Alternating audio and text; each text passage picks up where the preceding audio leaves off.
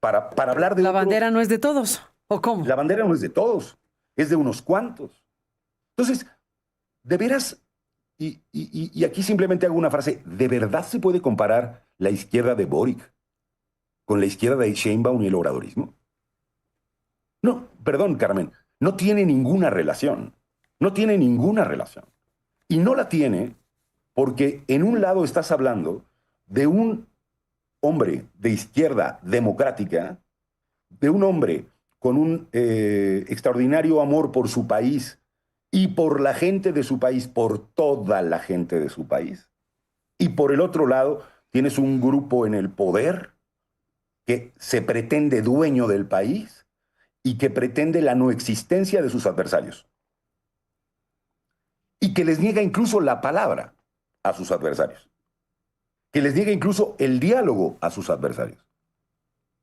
Bueno, perdón, entiendo y podríamos discutir si eso que tenemos en México es izquierda, pero por lo menos quienes venimos del movimiento democrático, de izquierda en una parte, yo no podría admitir que aquello por lo que trabajamos tanto tiempo, que fue que se respetara el voto y la libertad de las personas, que priorizáramos la democracia, que priorizáramos la voluntad de la gente, esté presente en este proyecto. Y aquí, en el proyecto que representa a Claudia Sheinbaum. Y aquí me detengo en al menos una cosa, Carmen, que creo que va a estar en el centro de la discusión, o un par de cosas que estarán en el centro de la discusión, de la reforma electoral venidera. La primera pregunta, Carmen, que yo tendría al respecto de esto es, no solamente hay una discusión sobre si se debe o no hacer permanecer la pluralidad mediante las candidaturas plurinominales, ¿no? Que también esta semana trataste, me parece, en algún momento el tema, no sé si, me parece que con Edmundo Jacob. Bueno, la importancia que tiene la existencia de las candidaturas plurinominales más a más de qué bien o qué mal se han, digamos, ejercido. Yo diría las plurinominales y las uninominales. Ahí hay una discusión que tener. Pero ¿por qué va a permanecer? Fíjate esto, si permanece este esquema, la pregunta es, ¿por qué debería seguir existiendo en México, Carmen? ¿Por qué no ha habido una reforma inmediata desde que llegó al poder el obradorismo?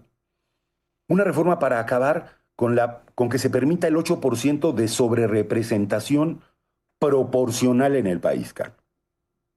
Yo pregunto, si esa fue una distorsión y una exigencia que el autoritarismo le impuso a las oposiciones en la transición a la democracia, ¿por qué hay un proyecto que se quiere asumir como democrático, o se pretende, o se califica a sí mismo como democrático, y no hizo, por principio de cuentas, decir, oigan, señores, no puede haber sobrerepresentación de 8% como admite la Constitución, eso lo tenemos que modificar, ¿no? Porque esa es la primera pregunta. ¿Vamos a seguir con procesos que distorsionan la representación popular? ¿O vamos a terminar de una vez, de tajo, a concluir un tema que tiene que ver, olvídense de la fórmula, esa se produce y se construye, pero no puede haber en México, no debería haber en México, un proceso que admita ya no la terrible fraude a la Constitución que hubo en estas cámaras, sino cero sobre representación, que tendría que ser una exigencia auténtica de, oiga, si hay una parte del pueblo que vota por determinados representantes, me caigan bien a mí o no me caigan bien a mí, deberían tener espacio en las cámaras para tener esa representación, esa parte del país. Y eso debería estar por encima de mis intereses particulares como grupo político. ¿Me explico? De mi proyecto. Si lo que quiero es construir una república auténtica. Este es, me parece, uno de los corazones de la discusión que se tendría que tener en la reforma electoral venidera. ¿Cuál va a ser el proceso mediante el cual la gente pueda estar representada, pueda tener el pluralismo que se requiere? Y eso nos lleva, por un lado, a eliminar la sobrerepresentación, Carmen, la ilegal y la legal, o sea, la que admite la Constitución y la que ilegalmente adquirió Morena y sus aliados. Y por otra parte, que también hemos dicho aquí, tenemos que avanzar o deberíamos avanzar o reclamar avances en un momento en donde es difícil hacerlo, reclamar avances también en materia de lo que significa la representación de la gente en el sistema de partidos mediante primarias, que es algo que hemos venido discutiendo a lo largo de mucho tiempo.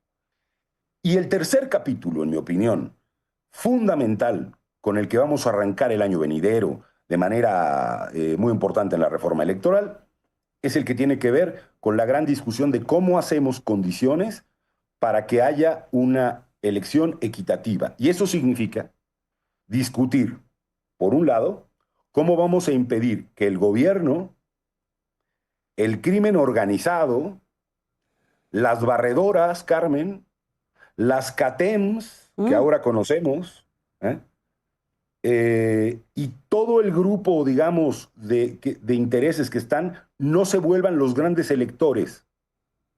¿Cómo hacemos para que el dinero no se vuelva el gran elector? Las presiones políticas, los programas sociales, las amenazas del crimen. ¿Cómo hacemos para que ese proceso se fortalezca?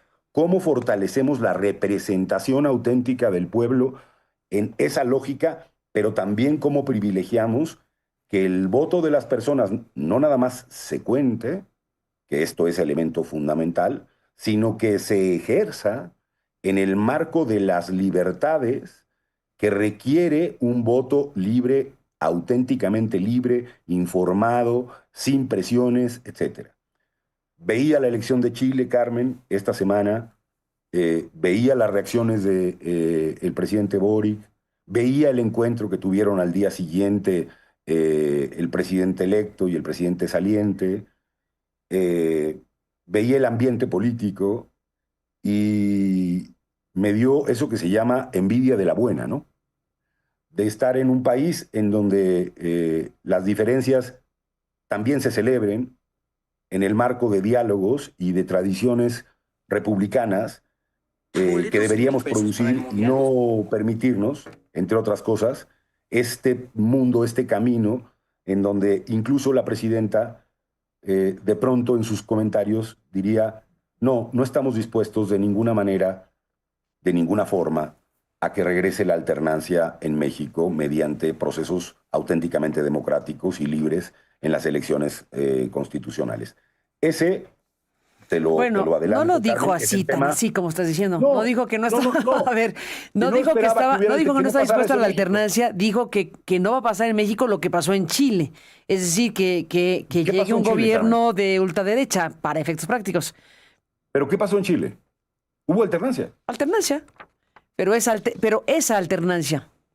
Ah, entonces, no, o sea, hay unas alternancias que sí vamos a celebrar y otras que no. ¿Puede? ¿Podría? No. Es que ese ¿Podría? ese es justamente el problema. Es decir, lo que uno, es decir, yo regreso al argumento. Sé que a lo mejor no es popular, pero yo lo primero que celebro es que haya una elección democrática, Carmen.